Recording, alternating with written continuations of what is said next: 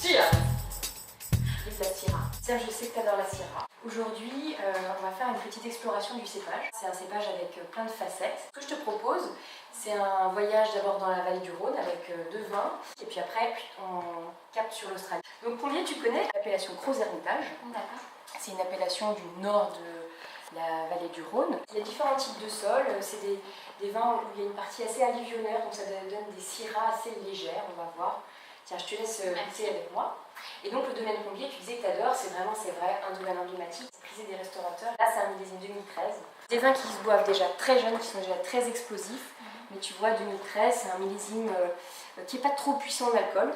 Ça titre 12 degrés et demi. Et tu vois ce bouquet qui explose, là, on a vraiment du poivre, encore un petit peu de fruits. Moi, j'adore ça. Et puis, déjà au nez, oui, c'est envoûtant.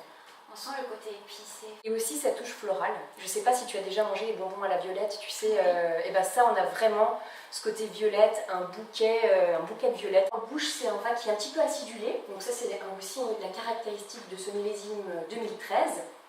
Mais on a cette syrah vraiment salivante, un peu épicée, qui est vraiment très fine. Je n'aurais jamais associé par exemple au gibier, mais c'est vrai que maintenant, que tu me le dis, je le vois très bien avec le lièvre, du chevreuil, pourquoi pas. Ou des faisans. Après, ce côté acidulé va rafraîchir aussi quand tu as un lièvre à la royale avec cette sauce qui est au sang très puissante. Il est quand même facile à boire. À part le gibier, tu l'associerais à quoi par exemple? Moi, c'est un vin que j'apprécie bien en entrée. C'est un côté vraiment appétant, cette fine acidité, ce côté très explosif. Avec des terrines de gibier par exemple, ça peut être très bien. Pourquoi pas avec des cèpes aussi, des cèpes juste poêlés, un petit peu d'ail des ours ou une petite persillade, tu vois, pour relever le tout. Moi je pourrais le boire vraiment comme ça, même en apéritif. Une fois qu'on s'est bien fait la bouche avec Crozes-Hermitage, je te propose de passer de l'autre côté de la rive. Donc là, le domaine Jamet, assez mythique dans Puy. C'est un producteur assez emblématique de côte rôtie. Donc là, c'est sur des coteaux de schiste, un sol et un terroir assez différents de Crozes-Hermitage. Là, c'est l'appellation Côte du Rhône. Donc ce sont des vignes qui ne sont pas dans l'aire d'appellation côte rôtie. C'est un petit peu aux alentours, mais on a quand même ces traces de schiste. Et puis la vinification en domaine sur les côtes du Rhône n'est pas tout à fait la même que sur les côtes rôties. On a quand même un élevage en fût qui se fait, mais on a un petit peu moins de vendange entière. Et c'est le millésime 2014. C'est très différent. Hein. Là aussi, on a un côté très floral pourtant. Très floral, mais j'ai l'impression qu'on sent moins ce côté épicé. Le précédent avait une texture assez fluide, une belle tension, c'est-à-dire une légère, ce côté un petit peu acidulé qu'on avait. Alors que là, c'est plus enveloppant, c'est plus onctueux. Un côté des tanins qui font penser un petit peu au velours dans la texture.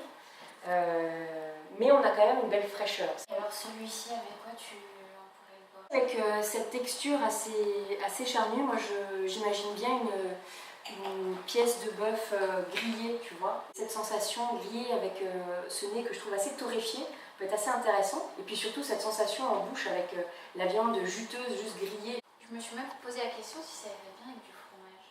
Ouais, par exemple une belle pièce de Saint-Nectaire, bien affinée. Saint-Nectaire fermier, c'est... T'as tout compris. J'ai lu dans tes pensées, Siam. J'ai vu le Saint-Nectaire arriver dans tes yeux. Mais vraiment, plus je pensais à ça. On va finir avec un peu d'exotisme. Alors on est à Victoria, en Australie. Mont Longueuil-Giran, ça a été la cuvée phare en 79, le premier vin iconique en Syrah en Australie.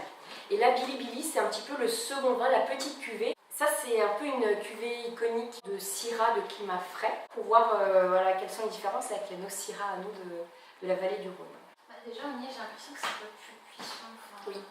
On a une sensation un peu plus alcooleuse, c'est un peu chocolaté, les fruits secs, les fruits un peu confits presque. Ça m'évoque vraiment le feu de cheminée, l'hiver, c'est un vin réconfortant, un vin de plats en sauce, de plats mijotés, tu vois, qui ont cuit pendant des heures sur le feu, etc.